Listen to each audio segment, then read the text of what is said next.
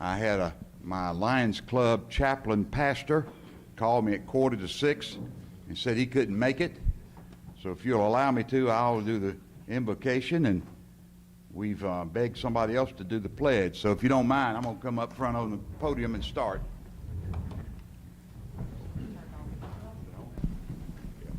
Okay, thank you.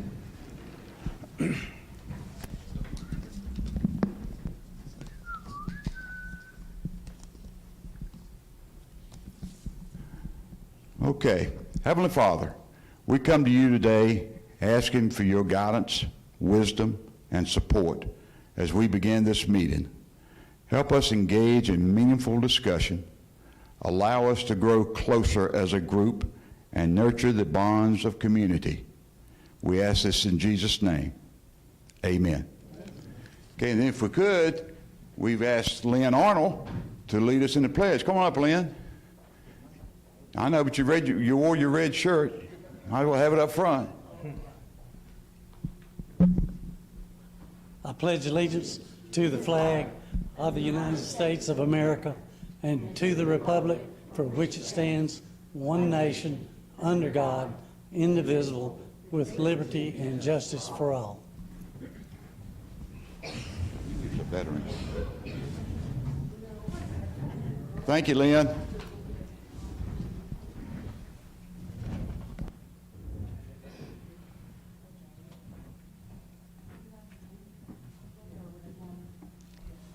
Okay, the first order of business tonight is the adoption of the agenda.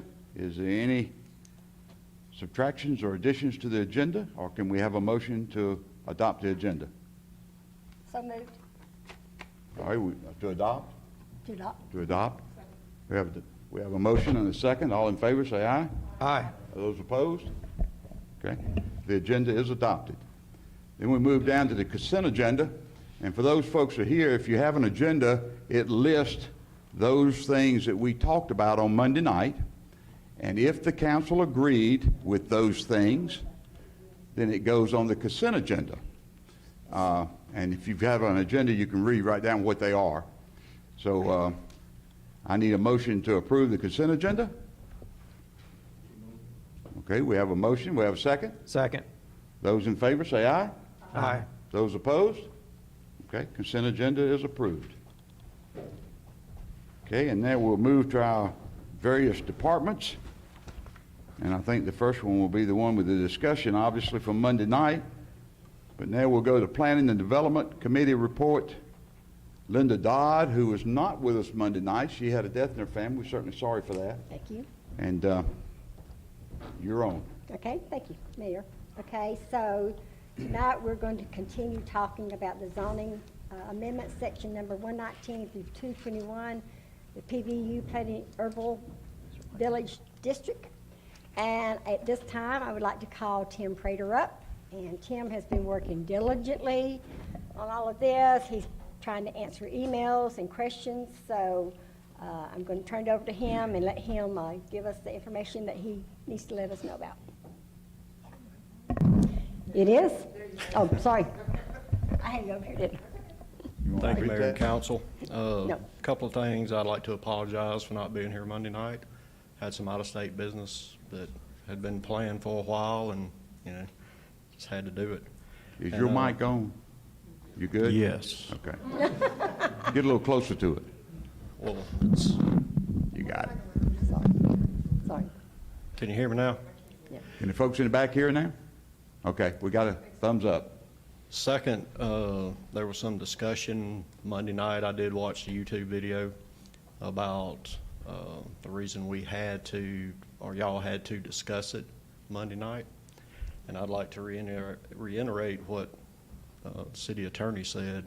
So we have specific requirements under state law that we have to meet when we do in any zoning, whether it be text amendments, rezones, annexations, special uses, or major variances. One is we have to have 2 public hearings.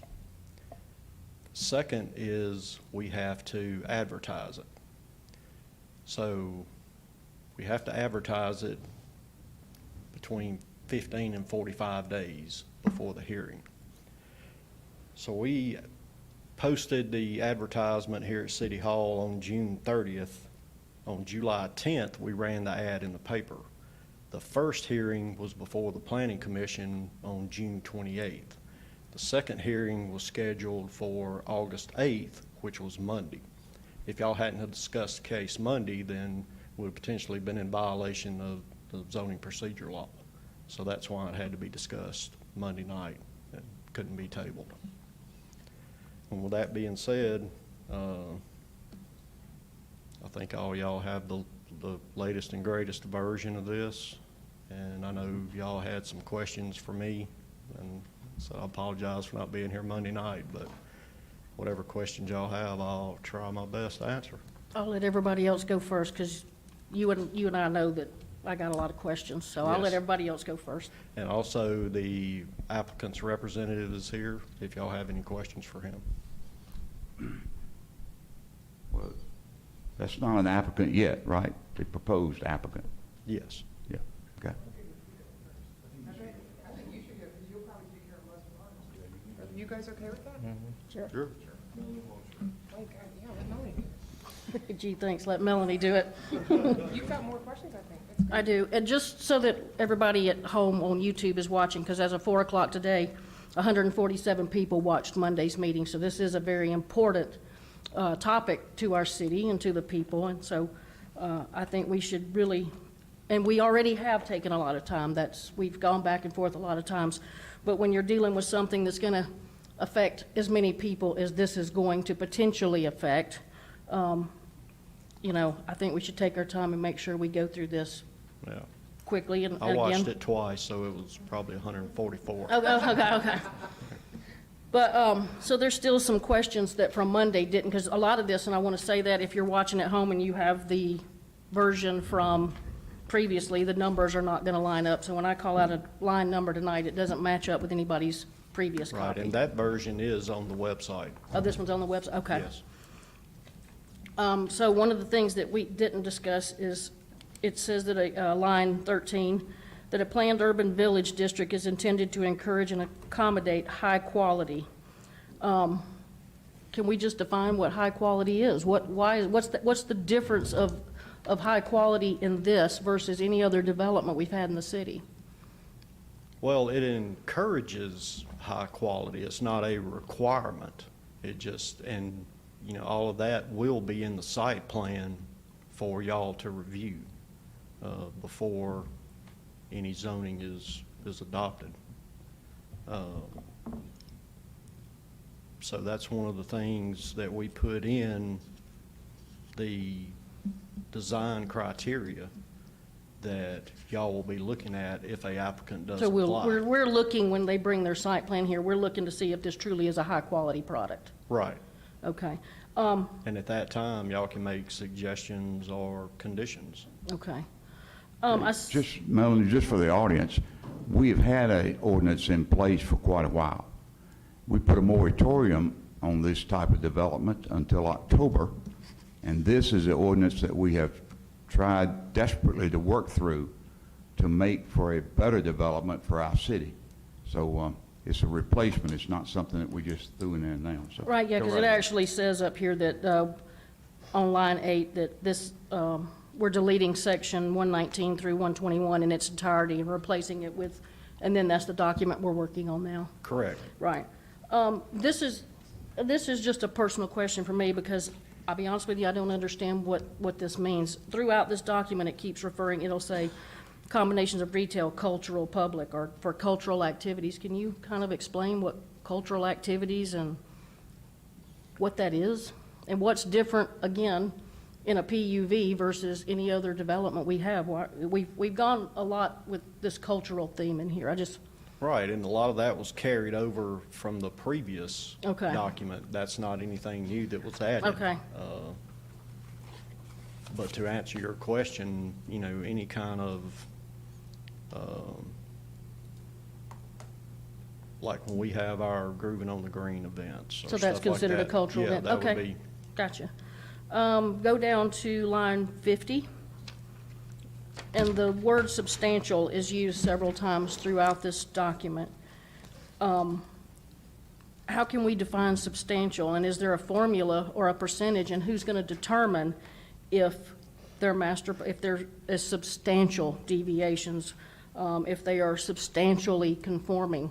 What, So y'all could put requirements as far as substantial in there, which could be a dollar amount, a percentage. I mean, it's really hard to define substantial when you're talking about a development because there's so many variances that could happen. You know, if they have to move a building 1 foot because they hit rock, is that substantial? Correct. No, not really. If they have to redesign the whole layout of the development, that's substantial, you know. And in the ordinance, it gives the authority to determine that to the director of planning, you know, which at the moment is me, and I would be, you know, with Danny to determine whether we think that is substantial or minor as far as any changes that are made. so it's basically Before a it comes- case-by-case type? Yeah, I mean, you know, if y'all choose to, you could remove substantial from it and everything would have to come before you. But then again, if they had to move a building 1 Right. foot, that's gonna delay their project until they can come back before the council. Okay. Would you mind if I piggyback Nope, with the you question? go right ahead. But, like I said, if y'all would like to put something in there as far as a dollar amount or a percentage that's being deviated from the plan, then we can do that, you know. Melanie and I we're gonna tag team here for a minute, because I have a Robin question. So one of my, I had a question about the word substantial as well. I'm okay with it being discretion of planning and zoning, and my only concern would be, do we open ourselves up for some sort of, I know we can always get sued, but but if the developer says, well, we don't think that's substantial, and we say, well, we think it is, what happens in that case when it would come down to that kind of question between the two parties? And can we use the word substantial and be okay with it? That is a great question. I also, when someone, I forget, in some email first brought up the word substantial, I thought, oh, well, of course, yeah, because what you're talking about is a due process issue. If someone cannot read an ordinance and determine what it means in any particular way, then that is something of concern. However, when you look at this entire ordinance, it is very tight, I think. Wouldn't you agree, Tim? Yes. As far as, I mean, you even see like how the buildings are supposed to be situated. What is the setback? I mean, now, Councilwoman Long, you mentioned Monday night about it's even, the driveway is long enough for a pickup so it won't overhang. Because there are so many details contained within the ordinance, it's gonna be pretty hard for someone to deviate very much from this. And so that is why I feel okay with that word in there. Okay, thank you, Robin. So- You know, Can I couldn't think of a word to replace it with, because there's thousands of variations that's possible. Right. We have a and, 100-page you know, document. everything looks good on paper, but when you get out in the field and actually start moving dirt, you know, if you hit rock, you might have to move the road over 5 feet, you know? So the final call is between planning and zoning and the developer. Yes. As To far some as whether extent, it's substantial or not, yes. yeah, to some extent. I mean, if there is going to be a major change in the development or the plans that have been submitted to you all, it will have to come before you for a variance. Correct. It mirrors a little bit what happens in the zoning ordinance in other areas as far as administrative and major variances. Robin just answered my question about if you see a point, you get to a stalemate with the developer, you would bring a variance to us, and we would have that opportunity to weigh in on it, so, Correct. okay. Line 88, where it says coordinated signage and graphics. Now, our current sign ordinance will be applicable to this. Correct. And you don't feel that we need a separate sign ordinance for this, being that it's a beast of another color?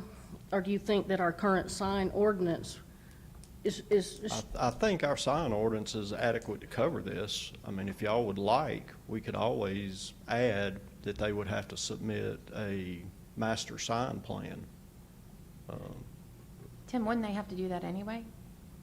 I No. mean, there's Not a master sign plan. So that's It's not a part of the master requirement. plan, is their No. signage is not? but they still have to comply with the sign ordinance. Correct, yes. Any signage on the property Well, would be can we- governed by the sign ordinance. Can we put that we need to see their signage specs in their master plan? I mean, we could add to it that they would have to submit a master sign plan for the project. I think at a rezone stage, it might be a little premature. Right, okay. Because that would come later on, you know, really after the development, when they start getting into building. Right. You know? Okay. You would think they'd have to get their commercial partners in place before they could. Right.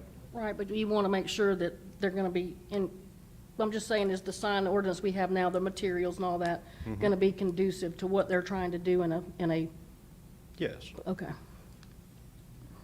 There's been a lot of questions that I've gotten. I think we've all gotten these questions. People are in the permitted uses and the prohibited uses.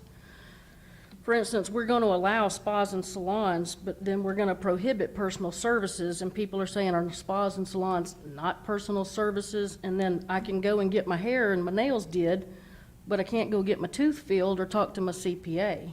So, I mean, where are So we? if you look at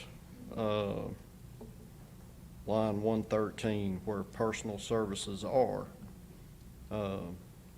it excludes what is in underline 93, which is what's allowed. So spas and salons are a personal service, but it's been exempt from the prohibited. Okay, so that was an exemption then. Right. Yeah. Well, because we got this question, and I think, Greg, you emailed the same question, so I did some reading online. I just want to share with you. There is a difference between spa salons and personal services, which are just generally beauty shops. So here's the difference. A spa and a salon has to use material or hand materials which are sterilized, and a beauty salon doesn't. A spa generally has rooms that you can go into to have a service done, like an eyebrow wax, whereas a beauty salon doesn't. So like a Great Clips is a beauty salon that falls under personal services, generally in code, and a spa salon is somewhere that you go to get multiple services, that has to use sterilized equipment, that you can go in a room to get something done, and nails and stuff falls under that. So there really is a difference between spa salons and beauty shops fall under personal service. Because I thought it was a really good question. So therefore, I've done some research. Thank you for educating me on that, because I would classify it as a personal service. It's just exempt. There's been some questions, if, on line 101, if you could give a definition. It says indoor recreation and entertainment, and they want to know, the citizen wanted to know if we would define entertainment, and if there are ordinances regarding that entertainment, if they're in another ordinance, and if you could cite that ordinance. There's not another ordinance specifically for entertainment. We have an adult entertainment ordinance. But that would fall under like an arcade or a movie theater. That, you know, that's entertainment. Any place that would have any kind of like video games that you pay to go in and play the games. I think there's one over in Faith Crossing. So that would be indoor recreation and entertainment. Bowling alley would be, you know, indoor recreation Entertainment, or, yeah. yeah. Okay, thank you. Line 102, craft shops, visual and performing artist studios and galleries. And then it says with accessory light manufacturing, and everybody wants to know what that is. That would be like the craft place on Main Street. That's considered light accessory, you know, where you go in and make stuff, or The business makes stuff in the shop to sell, jewelry. So like Clothing, a T-shirt shop accessories. that prints T-shirts? like- Correct, yes. Okay. But now, if it was like a screen printing shop, wouldn't that be prohibited? If they 'Cause- were doing mass production, Okay, yes, okay. Yeah. So not anything mass-produced? right. Okay. This would be like, you go to the beach and get you a airbrushed T-shirt, it's customized on the spot. That you would know. be permitted? Yeah, that's accessory light manufacturing. Okay. Line 105, we're allowing theaters and performing arts uses, but yet on line 127, which is dance and gymnastic studios, there's been a lot of questions about, isn't that basically the same thing, and we're allowing one and not in the other? And what would be the difference, why you allow one and not the other? So, dance and gymnastic studios are classes that you would take. Performing arts would be something you would go in, sit down, and watch. Okay. That's the difference. Okay. Now, as far as what's allowed and what's not allowed, that's up to y'all to change if y'all want to change it. All these were put in. Some Well, I of them, think some of getting them carried definitions to over. some of these might Some of make them carried over make more from the other sense. ordinance, and some were added to whichever category at the request of Right. council. Like I say, So a lot of this, I'm just trying to get clarification for questions Right. that I received. I do have a question on that one, because that was one of mine as well. A lot of theaters, like even On Stage Monroe, they offer classes. It's very rare, but they do offer like kids camps and stuff like that at their theater. So under this, from what I just understood, they could have the theater, but they couldn't offer classes. Correct, not on site. But a Unless lot y'all of- decide to change this. But a lot of craft shops and even artist studios, a lot of times when they, do their galleries, when they're not doing a gallery show, they use that space a lot of time for, what we call commercial art, where you do the paint by numbers and stuff like that. So, but that would be included if you had the art studio, but you couldn't do, because it has accessory light manufacturing. Yes. I just feel like we either need to take out the dance off of line 127 and include it under the performing arts, or we take out performing arts in the other one and add it down here to make it more clean. If this situation should come up, would it not come to the council as a variance for them to okay or not? It would not. So, okay. The gymnastics dance studios was my request for an addition. In talking to a couple of real estate agents, commercial, the feedback was that that is something that is sometimes not desired in an upscale environment. Okay. Based on the parking, based on, it's an interference in a live, work, play kind of environment. That's why I added it. I see what Okay. your question is and why. Is there any way we could, I don't think we have to get into that maybe, but that's why I added it. That was my Because background a on lot that. of gymnastics and dance take place after work hours, so I could see how the parking could interfere with people that are going there to eat. I do see that. I just feel like that'd be hard to differentiate the differences between the art classes and the teaching dance at a theater. Well, not really dance, Yeah. but performing kind of deal.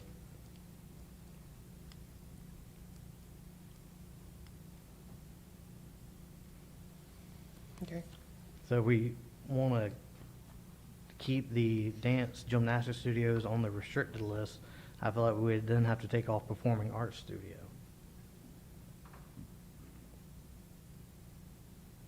So you also want to remove and restrict performing artist studios? Well, I'd rather actually do it the other way around, but I do see Ann's point, so that would Right. be something that we'd all have to see on. I see Ann's point, because there was a gymnastics studio down street, and I mean, cars were just everywhere, and it impeded, and then the other people that had businesses, you couldn't park there to go into that business, so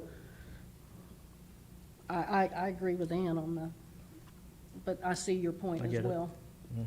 Well, I guess the thing about it is you said that like Monroe might have a class once a year. I'd say once a year, but that's just for like the kids' camp or something. But sometimes they do, you know, actors workshops, stuff like that, where they come in and they like learn different improv techniques, stuff like that. I mean, Or I would think that we be leave it, considered theater at that point and could be allowed? But since they'd be charging them to come for the improv classes, would that be, Well, would it be a one-time class or an ongoing class? Because dance and gymnastic classes are weekly, and they're like nightly, Exactly. because you got different classes, so I mean. well, but a kids' camp is the same issue as a gymnastics dance studio. It's, so I think we're almost better to leave it alone. I would think at this point, the council would want to think about leaving it alone, and if it becomes an issue, we can come back We can and always address it. change it. I'm okay with Okay. that. Are you okay with that, Brandon? yeah, that works. Okay. Line 108, accessory uses customary to any permitted use. I don't even understand that sentence. Can you explain that sentence for me, please? So, I'm gonna use your locksmith shop as an Okay. example. All right, You sell other things in there besides locks and keys. That would be an accessory use to your business. okay, okay. Gotcha. Yeah. Thanks, Jay. Thanks, Jay. It is my shop, yeah, my shop's pretty awesome. Line 109, parking structures. I think Greg Peoples wanted to know, is this a parking deck? Could be, yes. Okay. And is there code for parking decks? We already have that covered, like what it would have to be, then, The building code, yeah, I mean, so like, if they're gonna put a parking deck, there's already something that they have to follow. yes. Okay. Line 118, we had a citizen that wanted to know, it says indoor or outdoor storage or warehousing. And it was wanting a definition of storage because it was saying that a lot of businesses have auxiliary storage on their thing. I mean, I know one of the grocery stores has the big tractor trailers out there, Home Depot has some little buildings, so we're saying that we are not allowing any Right, type, and as if far as- whatever their business is, it needs to be contained within their business. Yes, and as far as indoor storage, we do have a couple of places in the city that are commercial buildings that are just used for storage. There's no business in there. It's just packed So full this of covers any boxes. kind of storage, be it a storage facility, or even if a Right. business wants to store their merchandise outside. Every bit of any kind of outdoor storage or storage in general is prohibited from this, okay. Line 134 through 138, we have a citizen that would like to know how the totals are applied, and this is going by, it says proposed land use mix, single-family detached 45, townhomes 15, commercial 20, open space 20, but I think that's addressed towards the front, because I believe that we do say that minus the infrastructure and so on and so Correct. forth, and that's when you take whatever acreage is left As buildable lots. as buildable lots, and you apply these percentages towards the amount of buildable lots, correct? Correct, Okay, I believe those percentages came from the council, did they not? they did. yes. Okay. Line 141, and then 148 and 149, we have a citizen who says we keep saying like for every 100 units, and then down here, a maximum of 6 units, a maximum of 8 units. She just would like a definition, an explanation of what a unit is. When you're talking single family, a unit is a house. Okay. When you're talking multifamily, a single unit would be a townhome in this case, or a loft. It would be, that living space is a unit. Okay. And so we'll go down to line 147, where we're talking about townhouses and the townhome specs, where it says a minimum of 6 units per acre, a maximum of 8 units per building. Correct. And I'm just gonna throw this out there for council, that's something we could think about. City of Lilburn just amended their ordinances, and they no longer allow townhouses to be connected. They each have to be a standalone unit. That would be And- a single-family dwelling. That's what, I know, but Yeah, I'm just saying, I mean, it has a nicer look, it's a cleaner look, it's a better look. I'm just throwing that out there because a citizen shared Right. that with me. Line 150, guest parking shall be provided in off-street lots or dedicated on-street parallel spaces. Now, I had this conversation with you and Danny, and so the road is 2 lanes, so this dedicated on-street parallel spaces, that is actually a 3rd lane that's divided up. correct, and it would have to be shown on their plan Okay. when they submit, if they submit for a rezone. Okay. And then Monday night, I think Danny, or no, you answered this question. And also, if I can Wait a minute. elaborate on that. Okay. It's not gonna be just a 3rd lane for parking. They're gonna have to show designated parking spaces. So, Oh, so there'll be painted lines that, and right. so then it'd go back to that, after 12 spaces, they have to have a break. So they can't even have the 12. Not on that- the street, that's just for. That's for the- Parking lots. Okay. Yeah, Okay. that's and then- for, that's for the commercial side of it. Okay. Yes. We're on line 162 and then 173 kind of together, but Ann answered this Monday, but we'll go back again just to clear it up. It says if a single commercial building space totals 50,000 square feet, but then down here it says a maximum building footprint 25,000 square feet. There was just a discrepancy in that, so, but Ann explained it Well, because a it's- 2-story building, Well, I mean, but no, that's not a discrepancy. That is an example.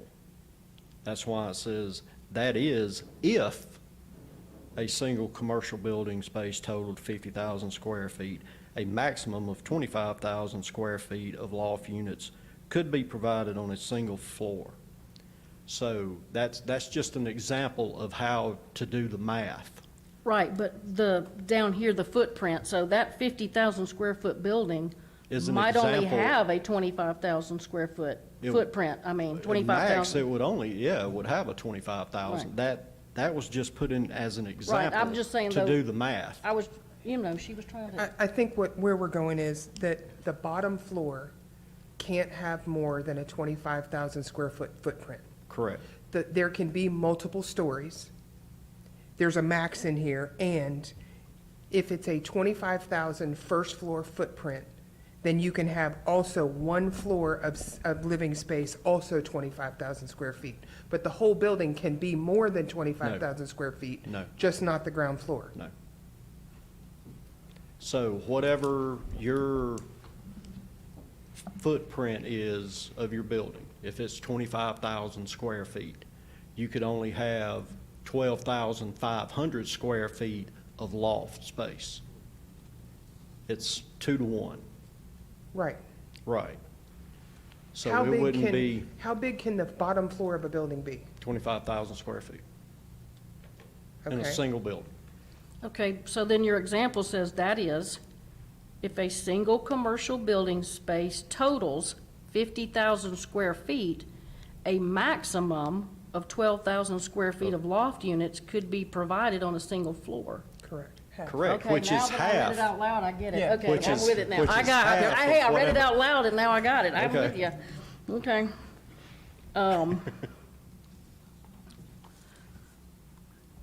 It's one of them word math problems Right. you had to do in school.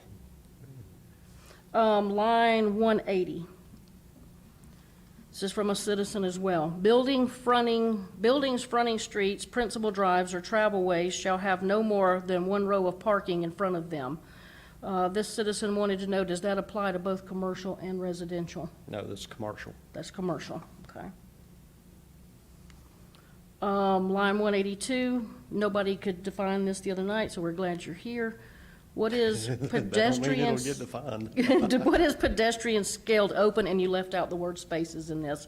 What are pedestrian scaled open spaces? That is like extra wide sidewalks.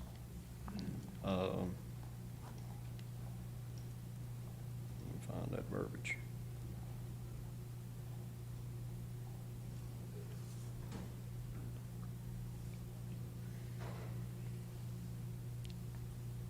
You on 182? Yes, sir. Pedestrian scaled open, yeah. That is, it's more pedestrian friendly. So between the wall of the building and the street, you'll all see some verbiage in there about, street edge. It's just wider paths for pedestrians to make it more walkable, is what it is. And a modified grid pattern is exactly what it sounds like. It's all these streets and things are In a pretty much grid, in a blocked. grid pattern, Okay. yes. Line 185, buildings shall be placed perpendicular and parallel to streets, drives, and travels. So basically, that sentence is saying you can do anything as long as it's not diagonal. Because Correct, which would be- perpendicular and parallel. Which would be perpendicular Okay. or parallel. And so then on 187, human scale spaces is pretty much the same as pedestrian scaled spaces. They're Yes, people-friendly people spaces. friendly. Okay. Line 192, within the project boundaries, public streets, drives, and travelways shall have provided street landscaping furnishings such as lamps, bicycle racks, seating, and other furniture, litter containers, etc. We've got people asking, is there a guideline or a formula? Or if they just put one street light, one bench, and one garbage can, and they've covered it because it just says, That'll be in their design plan that they submit to council. okay. Landscaping, again, my only wish is that we would put, there's no bushes on the parking, in the parking areas because you can't see around them when they get bigger. So I would have an ask on that. Then line 203, permanent water impoundments excluding on-site detention, wetlands, and other environmentally sensitive areas may account for no more than 50% of the required open space. I would like to have a discussion about the detention ponds. You and I had a discussion yesterday. You said the closest in size to this potential project that we'd be talking about was Logan Point, correct? Correct. And they're not completely done with Logan Point. No, they're not. And at this point in their process, they already have, what'd you say, 4 or 5 detention ponds? I don't think that, we're gonna have at least that many on this, if not more. It depends. Depends on the way the water runs, because you Right. can't say where the water runs. Correct, because they have to do pre-water flows on the property, Mm-hmm. and they have to be able to capture 100% of the water Mm-hmm. that flows off of the property into detention to slowly release it. Right, and the fact that they're gonna be taking out a lot of trees, that's gonna add a lot more water runoff. So going back to that first paragraph where we're trying to accommodate a high-quality product, I don't think a development that has 5, 6, 7 detention ponds throughout it really lends itself to be high quality. And I, again, would like to address underground detention. And you and I talked, because I said, even their detention ponds, they get no credit towards their green space for their detention ponds. Correct. So if we went with underground detention, it gives them, but they can't build a building on it, but you did say it can be under their parking areas. Yes. Okay, so it would be out of sight. They actually have more land that they could do things with. And I really would like to see underground detention used in a product of this nature, because this isn't gonna be the only one of these we have. And all one needs to do to know what a detention pond's gonna end up looking like in 5 years is ride behind any grocery store or big box store around here and see the overgrowth, the trash, the mosquitoes, the stuff that's been dumped over the fence. I don't think that lends itself to a high-quality product. So I would like to have a discussion about the possibility of requiring underground detention. I think the main part of that discussion is going to end up being cost, isn't it, Tim? Well,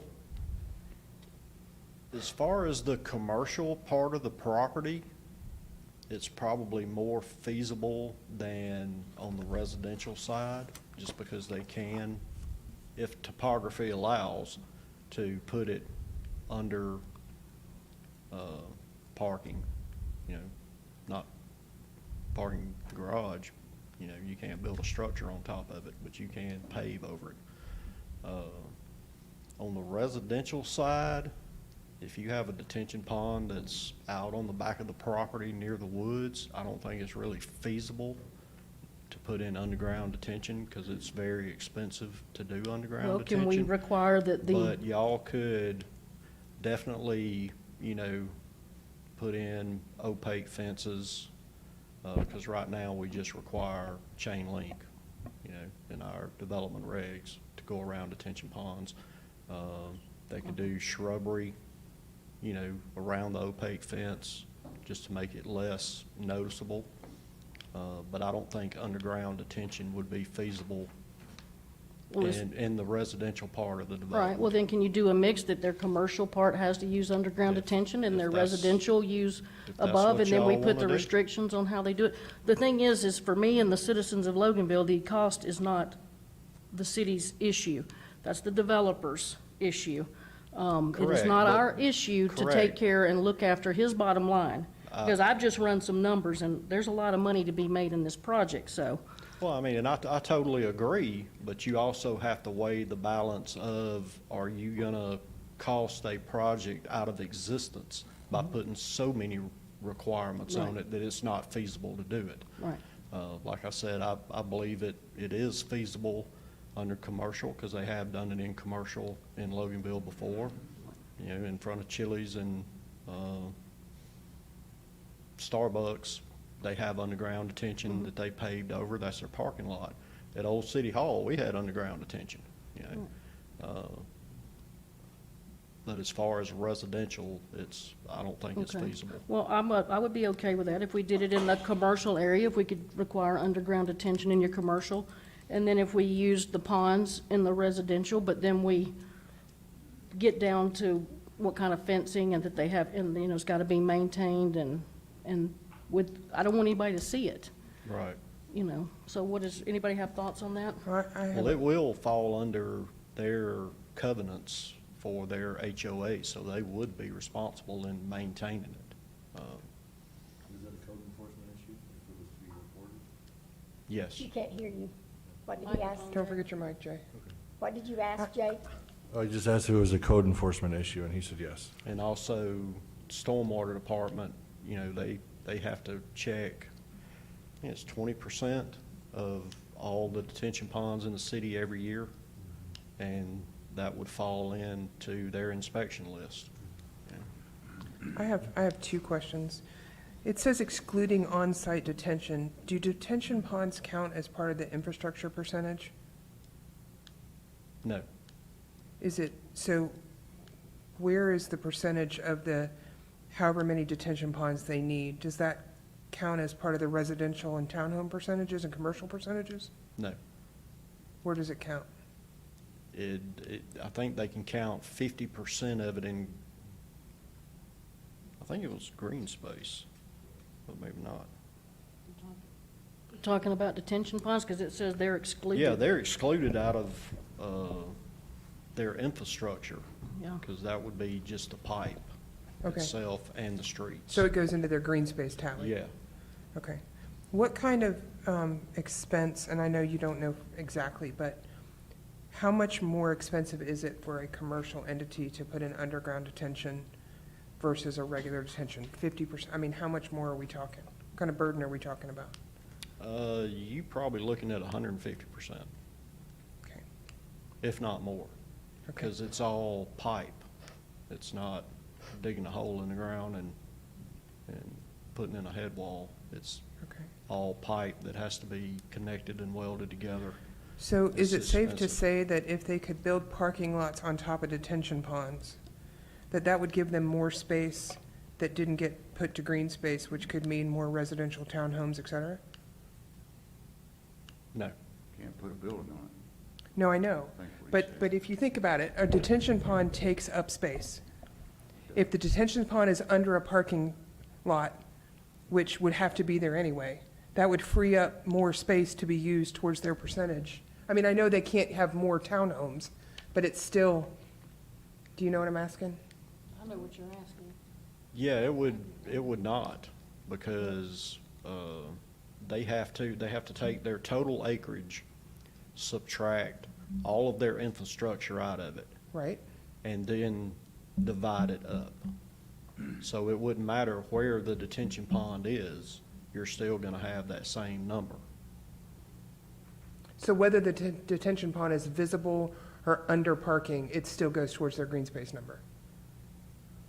No, it wouldn't be calculated at all. Okay. So we'd get more green space, more actual green space out of it? Yes, Okay. I mean, yeah.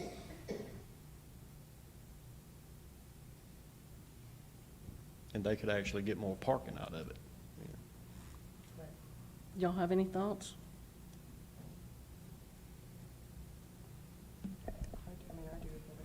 I know. No, I'm not done. I'm asking about no, I'm not done. I'm asking about detention because, I mean, we're all gotta make these decisions. I mean, my thoughts is in this kind of quality development, we're not talking apples to apples, talking about a detention pond behind Walmart. I think that's a totally different animal, and I would hate to see, to Tim's point, us lose a great potential development because we've outpriced it for what it could be. I see what you're saying, and I don't want that trashy, trash up against the chain link fence. I would support doing a more opaque fencing to make it nicer, and I know code enforcement will handle the residential, but I feel like the return on investment to increase their cost isn't there. You As don't want to long- hammer them just to hammer them. No, as long as we're gonna have a nice product. So Yeah, if yeah. we're gonna talk about fencing it in, but not with chain link fence, with some other, and when you say opaque fencing, give me an idea, because I see that Freddie's just went around and put a green screen around there, so that's not what I'm talking about. What are you talking Well, I about? mean, that is considered an opaque fence, but you can specify. Like a privacy type fence, we could privacy Yeah. that off with a 6 or 8 foot Wood, high where you yeah, can't see wood over it? Or vinyl, that's the Yeah, new thing. I mean, vinyl that I fence. could go with. Yeah, Now, is that something next month, we could talk about our coding of retention ponds and change it for all of them? Or do we need to just change it in the PUV? well, I mean, that's up to y'all. We have requirements for detention ponds in the development regs, and it just requires chain link with a, So we need to change with it a there 20-foot also. Yeah, gate that's for what- access. Yeah, Tim and I talked about that. Just because we change it in here, it's not gonna affect So we anything can else in the change it city, there but next actually, we month if we should need probably to. look at changing it throughout the Yeah. whole city. I've done a lot of retention ponds in my day with my lawn care, and some of the best ones I've seen actually have the trees that go around it, the The Leland cypress. Leland cypresses, but they do get big and split, and they do cost a little bit. But they're actually fairly cheap to plant around, and they get big quick. But I do know, I believe Skip mentioned to me in the past, chain link is safer though for keeping children out of it per se. But I wouldn't be against either if we do the screen or just the chain link with the Leland cypresses out in front of it. But Brandon, can you plant trees on top of the outside of the, you can't, not on the dam, you cannot? not on the dam. No. So it'd That have to would be make a a hole. bigger It would have to be on clearance. the other 3 sides, but it could not be on the dam side, Gonna be on the dam side. because, yes, you can't have The- trees on the dam. side's usually on the Only the outflow downstream side, Yeah, yes. the downstream side. Yep. So that's typically more on the back side of the property anyway. Okay, I mean, so So we'll, if we beef up that, then I'm yeah, fine with I mean, retention that's fine, ponds. as long as we don't, nobody has to see it. So does And the PUV have its own detention requirements? It does not, it doesn't have its own detention requirements, it goes by the city's By the standards, correct? development Okay, regs. so we So I can said we handle just that change it during the separately. cities. Okay, that's good. I'm good with that. We had a citizen ask, line 216, natural tree cover shall be preserved to the greatest extent possible. They just want to know who decides what the greatest extent possible is. She texted her back. Yeah, I knew what that was. No, Well, I that mean, it wasn't would her. show on their site plan you know, what they're taking out. Ultimately, you know, it's usually planning and development that looks at the grading part of the development. So, you know, it would be up to us to, and sometimes, depending on the topography, you know, you can't save them. And that's why it says to the greatest extent possible, because it's going to be different for every Right. development, you know. So it's not a set number, you know, you couldn't say 75% or 25%, because it just depends on the lay of the land.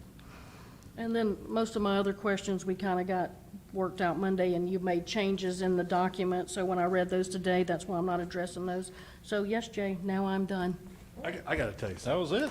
I've been around a long time, a long time. You are outstanding. Outstanding. You leaned into this, you got with the citizens, you did a great job. Tim Prater, you're awesome too. I've known you a long time too. You're great. Thanks, sir. And good, you get a gold star too for reading. You said earlier you read some stuff. Good job. I'm done complimenting people. I believe the audience can realize that planning and zoning is complicated.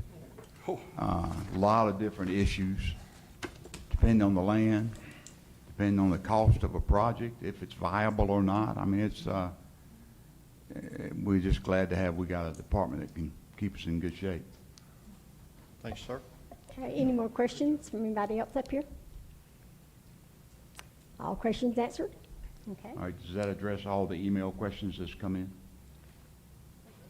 We got an email in late this afternoon that I did not have. I think we all got that. Was there any specific questions in that? I read it, but I didn't, I was trying to get out the door to get to the meeting. That, if I may speak, I was also copied on that email, and one of the main concerns was, why wasn't it posted and why wasn't it tabled Monday night?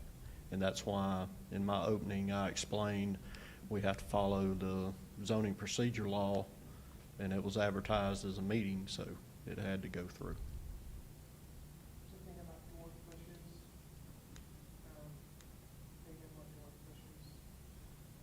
Yeah, I think a lot of people are just very, because of this, yeah, she mentioned Kroger in hers.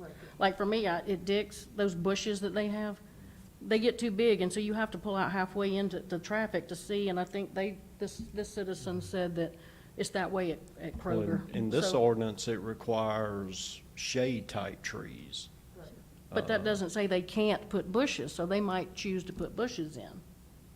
So do we want Well, to, they would have to put bushes with their shade-type trees. It's not a and/or. right. So that's what I'm saying, though, I think people want to just, we don't want to put bushes in there, or they said the bushes that don't get big at the bottom. I'm not a landscaper, I know nothing about it. Is that a request we could put in it, like you had mentioned, Dick's, is that a request we could put in with the property owners to, can limb them up a little bit? Yes, and we can, I mean, if y'all choose to, we could put in this ordinance that they have to put, you know, any type bushes they plant can't be over or get so big. You know, I'd I have to sent get a with Brandon list, on I that. talked to my bush guy, and he sent me a list of, yeah, I have a bush guy and a tree guy.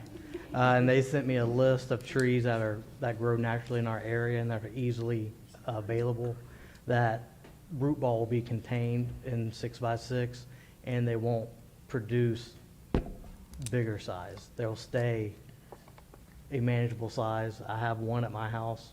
It's called a Mr. Bowling Ball, or Mr. Bowling Ball. I haven't cut it in 3 years. It's grown that much. I think there was one other question in that email was, could we request in the PUV, and I know the answer, that everybody in there is an owner, not a renter? No. Do you want to take that and why, just for the record? I'm gonna hand that over to Robin. However, I will say, it appears that a lot of the cities that are doing restrictions on rentals are making the developers put it in the covenants, which is unenforceable by the cities or the counties. And there's no recourse if the HOAs don't follow that rule. So, I mean, basically, they're doing feel-good ordinances.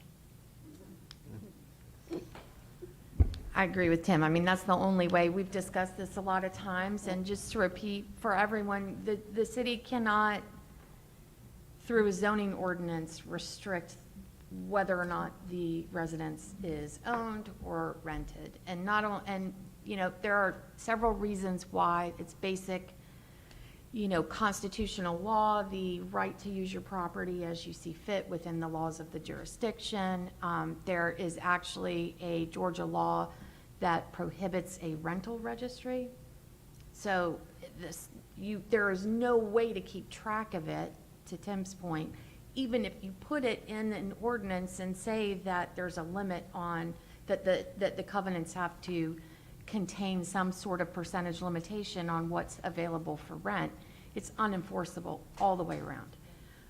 And Tim poked me recently again and was like, hey, see what these other cities are doing. And he's right. The only thing they're doing is putting things in there to feel better about it, and they're trying to restrict it the only way they can, which is through the covenants.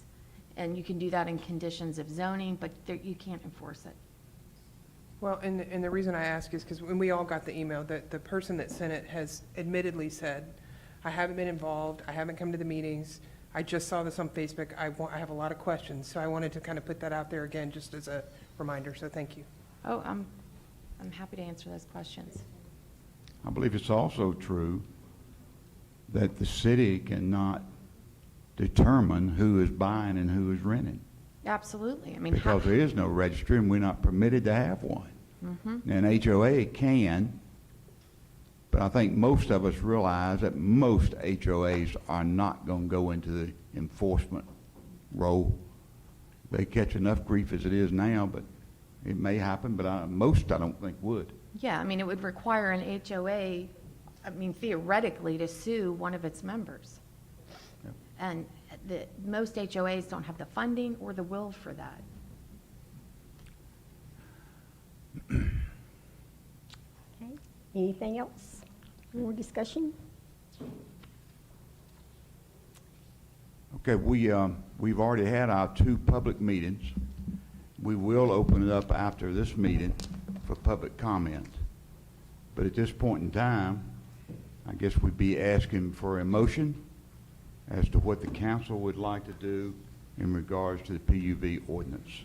I'd just like to state that there have been a lot of things discussed tonight about this ordinance. For instance, a list of trees or bushes and that sort of thing. So if you do plan to make a motion and you want the ordinance to be amended in some way or revised, that's going to need to be included in whatever motion is made. So I don't know if it may be helpful to discuss, are there certain things that the council wants, you know, whoever is making the motion, or is there some consensus on that? Just throwing that out there. Or do you want to make the motion based on the ordinance as it is currently written? So, Ann, I can't hear you. That's okay. Melanie, I was looking at my notes, and I said I didn't think we had any changes. She said to the detention, and I said I thought that the detention change would be to the entire ordinance, not just to PUV. So would that apply? No, you would do that in a different ordinance. I was referring more to the discussion of performing arts and theaters. I thought Got there it. was some I'm sorry, Linda. suggested change, and I didn't know. I mean, in some zoning ordinances and development regs, there are specific trees, for instance, that people list. So I'm just throwing that out there to the extent you have, during this discussion, have come to a consensus that you want to make an amendment in some way. You want to do that before or include it in the motion. Correct. I'm not in a position to vote tonight until I see the final product.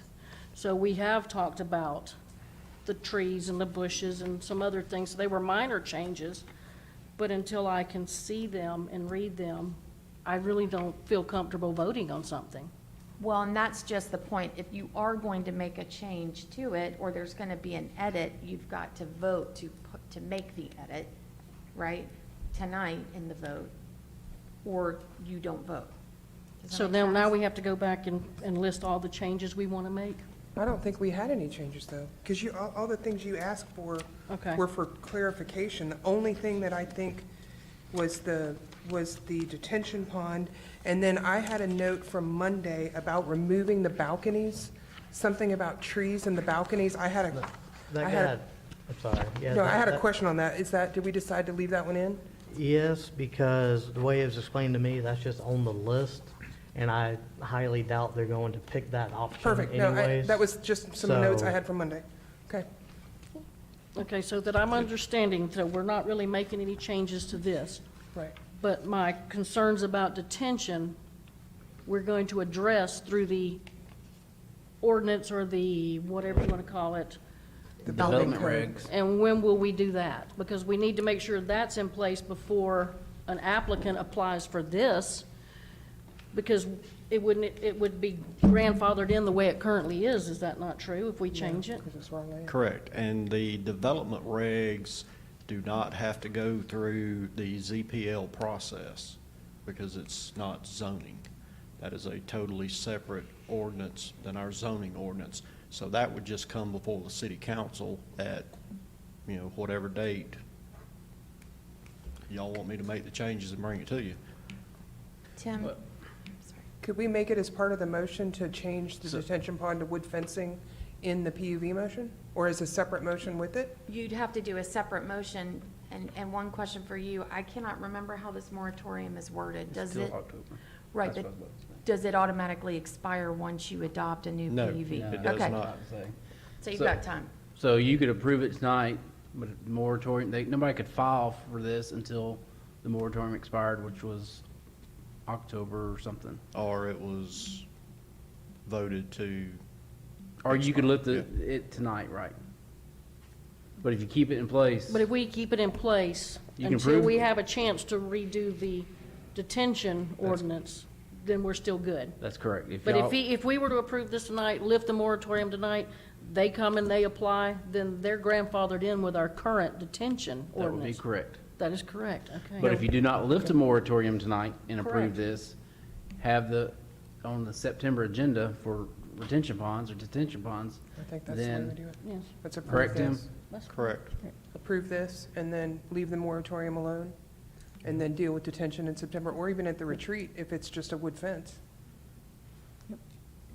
Could they actually vote at the retreat? Yeah, I mean, as long as it's advertised as a public meeting, there's an agenda put out, and that issue is on the agenda, yes, you can do that. Seems reasonable. How do you feel about that? Okay. We've got time, we can do it either time. September regular meeting would be fine as well. Well, if we do it at the September meeting, it gives me time, to read and to research it and to get some examples of nice-looking detention ponds and so forth. But, I got a lot going on between now and the retreat. And so, yeah, if we could just do it at the September meeting, I would appreciate that. Okay. That works. Let's plan on doing that. Okay, with all of that being said, I make a motion that we accept this as it is written, and then go with Tim as far as taking the detention pond out of here, or leaving this like it is, but having a separate ordinance for the detention pond. Is that right? No. Is that right? Is that- I would just make a motion to approve the PUV amendment to the zoning ordinance. Okay. What she said. She's a lawyer, what she said. Okay, we have a motion, do we have a second? Okay, we have a motion and we have a second. All in favor, say aye. Aye. Those opposed? Okay, motion's carried. Okay, anything else, Linda? Mayor, that is it. Thank you. Well, you took most of the night. But that's okay. We I want it to didn't be take most right. of the night. And I got to tell you, And me. there's so many different situations. And again, at the end of our meeting, anyone that wants to speak about it, certainly welcome to. So now we'll move on to Finance Human Resource Committee. Ann Hunsinger. Mr. Mayor, I have nothing this evening. Thank you. Okay, thank you, Ann. Okay, we'll move on to Public Safety Committee. Jay Boland. Thank you, sir. We covered it in consent. Very good. We'll move on to Public Utilities Transportation Committee. Bill Duvall. Thank you, Mr. Mayor.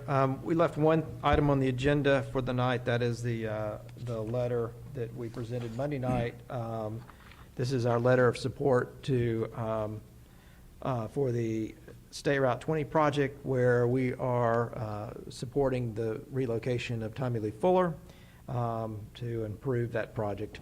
And I wanted to bring it back up today because we did have the project itself, the Georgia DOT's project, had a monthly staff meeting today, and we discussed this. They're looking for our letter, and they're looking for it to move forward as this project progresses. It did sound very favorable, but we have to keep pressing on, and we want to get this relocation into it. But anyway, so letter has not changed since we presented it Monday night. I just wanted to put it out there if there was any. But anyway, I just want to say that I'd make a motion that we approve the letter as written and let the mayor sign it. Okay, we have a motion. Do we have a second? Second. Okay, we have a motion and a second. All in favor, say aye. Aye. Those opposed? And again, that is the city's #1 traffic problem that we want to fix. Tommy Lee Fuller when we get 20 revised. And just an update too, there was a project meeting to discuss the Publix driveway, which we've all been interested in, and there's GDOT. We got some favorable results from GDOT. We are where it looks like they will help us with the funding of this down the road, but we're going to have to put forth an effort to get it designed. We will probably bring a proposal to you, the council, next council meeting to get a traffic engineering report started and go down that path. But that's also a very important project to us as well. Yes, it is. That's the Publix entrance on 78, not Correct. Publix Drive. Thank you, Danny. Okay, anything else, Phil? With that, that's all I have. Okay, we'll move to Public Works Facilities Committee. Melanie Long. Thank you, Mayor. Just my monthly report, we picked up, our stormwater trash guys, picked up a 20-pound bag of garbage all along Sharon Church Road. And our Public Works gentlemen that work so hard in our chipping department, keeping all of our limbs and things picked up out of our yards when we put them to the curb. They made 525 stops, which totaled 20.25 tons. So everybody's getting those yards cleaned up, and that is all I have. Thank you. Okay, thank you. And just for information, most counties charge for that service, most cities, and we do that service free of charge. So just another advantage of being in Loganville. Okay, we'll move to Economic Development Committee. Brandon Whitfield. I have no actionable items, but I do have two things I would like to talk about. First is I got a request when we have our retreat from some of the city staff that we have it at 10 o'clock, or if we're going to decide to do it earliest at 10, because a lot of them are going to be at Groovin on the Green the night before, along with a lot of us probably. So they would like to, not have it before 10 o'clock. And then secondly, I was going to ask Christy to announce the events that are Okay. upcoming this month. All right, let's talk real quick, Christy, before you go. Is the council having a problem with 10 o'clock versus 9? Okay, so Danny, 10 o'clock it is. That's a good call. Okay. We have a huge, sorry, I don't want to do it. No, That's go okay. ahead. Go ahead.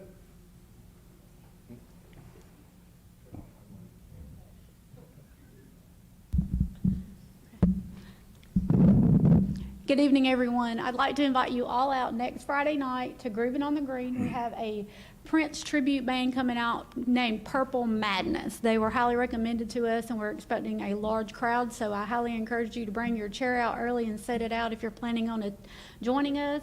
And then also we will be moving our food court into the parking lot that is located behind the buildings on Main Street. Half of the parking lot will be the food court, the other half will be handicap parking because due to the large crowd that we are expecting. And then also on the next week, which is August the 26th, we will have Battle of the Bands. It will actually be here at the track here at City Hall. It will start at 6 o'clock. We have 8 bands signed up to play that night, so it's going to be a lot of fun. Bring your lawn chair, come join us. We will have some food vendors out there as well. So it's going to be fun. I do have a question about Purple Madness. Weren't they recommended, didn't they play at Monroe before? They did play at Monroe last year, and so Monroe recommended them to us, and then Monroe also has them coming back this year as well in a couple of months, so. Yeah, it'll be a well, I lot of went fun. to that Yeah. grand opening the other day. There's a lot of people there excited about it because Yes. they've seen them in Monroe and want to come to Loganville to see Yeah, them we've had a this lot of time. calls this week about them, and Prince comes in his own tour bus, so it's gonna be interesting. What do you think, 2,000 people? There's really no way for us to tell, because people come in from all directions. More than that? Because Departure had a couple thousand. I've Oh, never yeah. seen a crowd. Hey, listen, for those on YouTube and here, at the retreat, we're going to talk about the Newtown Green along with some other things. And if you have any questions on why we need a Newtown Green, come to the concert Friday night. We've outgrown it. There'll be chairs there at 8 o'clock in the morning, Oh, yeah. and Definitely. it will be 2,000-3,000 people. Oh, it's a true story, yeah. Me and Melanie will be out there 8 o'clock in the morning putting chairs up. Mine was out at 5:30 a.m. Yeah, there will be 3,000 people up. Yeah. That's a promise. This band is really, really, really fun. And Departure's great, too. So we're good. I haven't stopped Okay. listening to Journey since. Yeah. So y'all please pray for no rain. Chrissy, have Hey, you been Chrissy's doing a great successful? job. Thank you. Great job. Have you been successful getting more food vendors?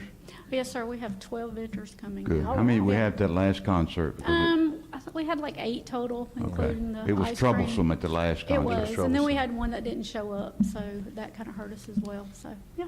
Okay, good, So good I got answer. more this time. But they were pretty happy because they all sold out. They did sell out, So they're yeah. eager to keep us on their schedule. I waited instead an of hour taking for other- barbecue for a good Yeah. friend of mine in the back. I waited an hour for barbecue. But it's good barbecue. It's good barbecue. Was it good, Mr. Peoples in the back?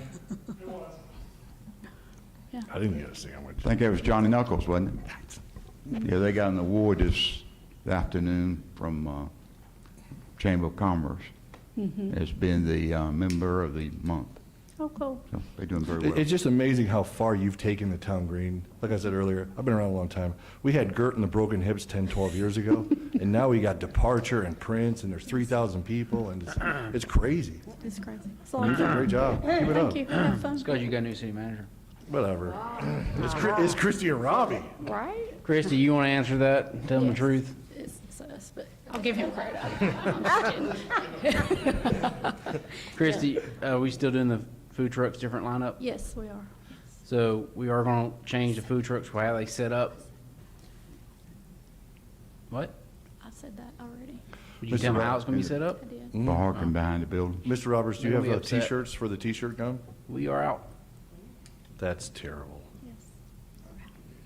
Gave them all to you. Just get some out. And Melanie Long shot them all off. Just get some out of your wardrobe. They're all big. That's okay. You know what? You know what? Fire might have a couple. Okay, we need to move on. It's getting a little late. Okay, one more thing. Autumn Anything Fest. else? Okay, go ahead. You got one other thing? Autumn Fest is Saturday, October the 15th. We are accepting vendors for that as well. So if you know someone crafty, if your church or business, anyone, send them our way. Check our website, loganvilleevents.com, for an application, or they can stop by here at City Hall and get one. Very good. Thank you, Christie. Brandon, anything else? That's it. Okay. We'll move to the city manager's report. Danny Roberts. Thank you, Mayor. Council, Mayor, I just need your items for the retreat so I can get the agenda out next week. Okay. It will be here at 10 a.m. for the public. Yes. And it will be on YouTube. Yes. Yes. Okay. Anything else? Y'all tell me how you want me to set it up, that's how we set it up. If not, it'll be like this. I kind of preferred the table. I can't But- see everybody's face up here. I have to turn, and Yeah. when they're talking, and we're sitting more around It just seems Robin, more yeah. natural when we're sitting around the table. We can kind of. But take our chairs down there, yeah.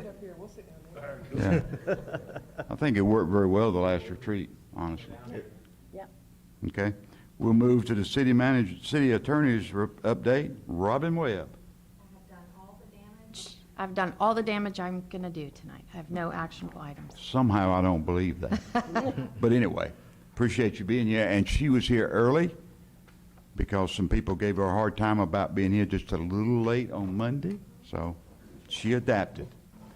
Okay, with that said, can we have a motion to adjourn the meeting? All right, we have a motion. Do we have a second? Second. Okay, we have a motion and a second. Those in favor say aye. Aye. Those opposed? Okay, meeting adjourned. And now we'll open it up for public comment. If you would, come to the podium and give your name, please. And you have 3 minutes. Is this public comment? Okay, good. Okay. Hello again. I would like for you all to meet Hunter Myers. Hunter just started with us a couple of weeks ago in the events department. She is in charge of our rental buildings. So if you need to rent one of our buildings, she is the one you would speak to, and she also helps me with the events and marketing. So we're glad to have her on board with us. And if you see her around, please be nice to her. Okay, very good. Welcome aboard. Yes, welcome. Hunter Myers. She had a chance to speak at a grand opening this week, and she declined, so maybe next time. Her father's a firefighter with us, too. Okay, very good. Okay, anyone else?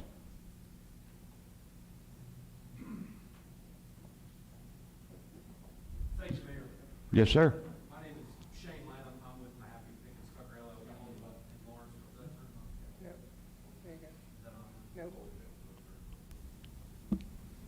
There we go. I see a green light. I'm going to take Okay, it as a good. sign. So apologies. So my name's Shane Lanham. Address is 1550 North Brown Road, Suite 125 in Lawrenceville. And apologies if I'm doing this kind of out of order. I represent Chafin Communities. They're interested in developing in the city. They've done some work here already and interested in more. And so wasn't sure if there was a public hearing on the text amendment that was discussed earlier, but wanted to make some comments in case I just wasn't tracking how that was going.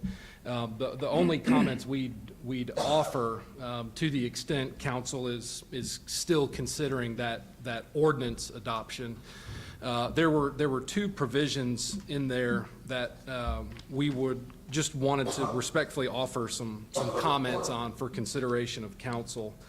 The first related to the strict concurrency of building permits for the phases of development. Only comment we'd offer there respectfully is that oftentimes with these mixed use, planned unit development, planned urban village, these master plan communities, they're very specific, they're individualized, and there's a specific context in which all this development occurs. And so sometimes there can be just different programming on timing of uses. And a lot of times commercial users will say, well, we want to see the rooftops on the ground because we feel like there's a built-in, customer base right next door. So sometimes when there's flexibility to have the residential come in first, that's preferred by a lot of commercial users. So the only suggestion I'd make there is to perhaps moderate that strict concurrency among those land use categories, or leave power in the hands of council to determine specific parameters or timings based on specific developments that come before you. And the other comment I would offer relates to the green space items, where a minimum of 20% of the project area has to be set aside for open space and landscaping. And if land area is dedicated to the city or other applicable government entity for use as a public park, that space may only be counted as 50% towards your open space. So one way to look at that is that if there's a dedication to the city for a park, there's actually kind of a penalty on that area. You lose half of that green space. And so we certainly understand that there are cases where the city may not want to have that as a park and have all the responsibilities for maintenance and operations and liability and things like that. So totally understand. And the city's not obligated to accept any sort of dedication or donation, but would, again, suggest respectfully for your consideration to moderate that and allow the council to decide. So if the council decided we do want a park, this is a very important area, we want a park exactly right here, and we want to own it and control it and program it, you would have the authority to do that, and the developer wouldn't be penalized for giving it to the city. So that's all. Thank you. Oh, Very that's good. cool.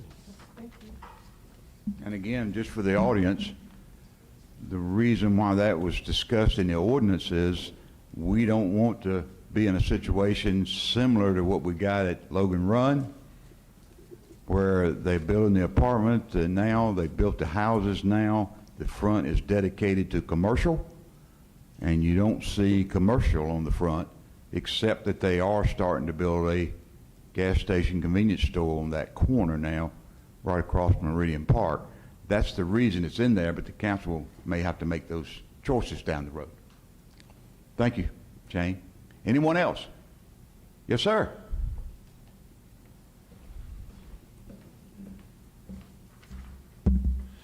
Hi, Keith Colquitt. One thing that I wanted to kind of bring before the council that I didn't know should have come through the planning commission was when you're doing the site plan for the development, in my work experience, if you require them to have benches and garbage cans and stuff like that, usually in those plans, there's no dedication for who is responsible for maintenance. So if you require that as part of the site plan, please make sure you put in there that there's a maintenance requirement for whoever's going to be required to maintain those things. Thank you. Yeah, they are in there. So, Tim, you have to take that into consideration, I guess. Okay, thank you. Anyone else?